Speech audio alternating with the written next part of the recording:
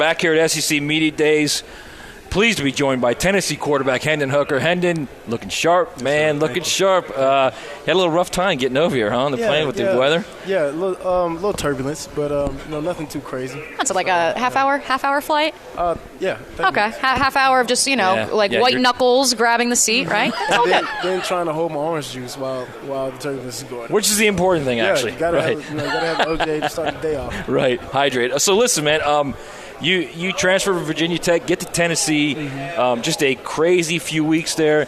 Jeremy Pruitt gets you to Tennessee. You meet Josh, you decide to stay, and then everything just unfolds beautifully for you. Talk about those 9-10 months where it kind of all unfolded perfectly for you. Yeah, the recruiting process during the COVID era was a little tricky because you can't go to the campuses and visit with the coaches, so everything's like on Zoom or over the phone.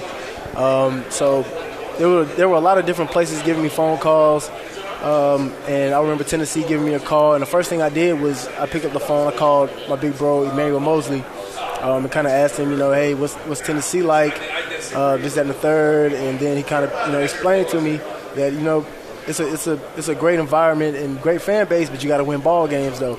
And I was like, yeah, well, that's what I'm here for. And then I remember calling Bryce Thompson, who skipped out on me and went to the NFL right after I committed, telling me, like, come on, Hen, like, you got to come play with me, bro. Yeah, so I was like, I'm coming, bro. I'm coming. And he skipped out on me, but, in all, it's been a blessing to be here. What is it about Coach Heupel that, number one, Hendon kept you in Knoxville, but number two, was able to turn around that program so quickly in 1 year's time? Well, I've actually had a good relationship with Coach Hype since high school. I remember him being at Mizzou, and I had them in my top 5 coming out of high school. But I never got a chance to go out to Columbia to really, sit down and enjoy, what Mizzou is really like. So, but I always thought that he was a great football mind. I remember talking ball with him on the phone. And one thing that Coach Hype wants us to do is have fun with the process. And he wants to instill hard work into every single one of us.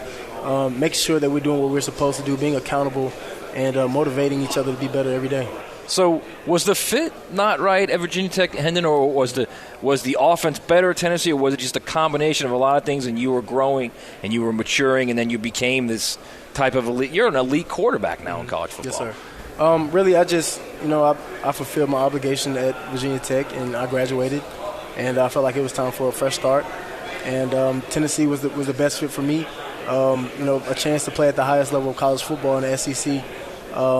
And then also, just from a standpoint of family, I didn't want to go too far from my family. So just being 4 hours from home isn't too bad at all. Hendon, you alluded to it earlier. Tennessee is a great place to be, but you got to win. You got to win. What is that Vols fan base like? What is the vibe right now in Knoxville coming off of last year? Yeah, nothing but support and love from the Vols fan base, and we appreciate that. They express to us if we're playing good or bad. So, but that's their job, though. I hear they like to throw things, too. Oh, yeah. They have great arms. You would know. You are a quarterback. They have great arms, for sure.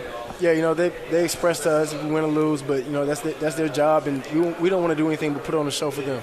So Hendon, this season, last season, I should say, the way it played out, I've been saying this entire offseason, you guys are going to get somebody this year. You're going to get somebody big. Alabama, Georgia, nobody's going to expect it. They're big games for you guys out there. Alabama, Georgia, Florida. Big games for you guys to make a statement. Are you seeing it that way? No, not really. I really just see it as 1 week seasons. Right. So just taking it one at a time, trying to go 1-0 each week. Right now we're focusing on fall camp and making sure everybody makes it out healthy, and making sure that the chemistry is clicking for our first game against Ball State. So it's one game at a time. It's 1 week at a time. But you look at that East. You see the reigning national champions in Georgia. You see a Florida team that got you guys last year.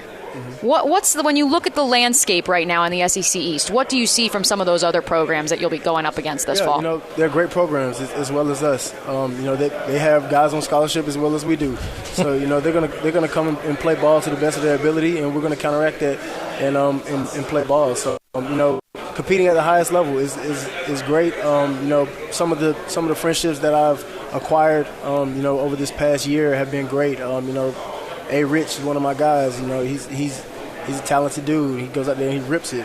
Spencer Rattler, he rips it as well. Stinson, Bryce, Bryce does his thing. He's a Heisman winner. So, hats off to those guys. And then on the defensive side of the ball, you got Will Anderson, at Bama. So, it's great to really compete at the highest level and, see what your game is like against the best players in the nation. So by the end of the last season when you guys were rolling, you were stressing defenses, man.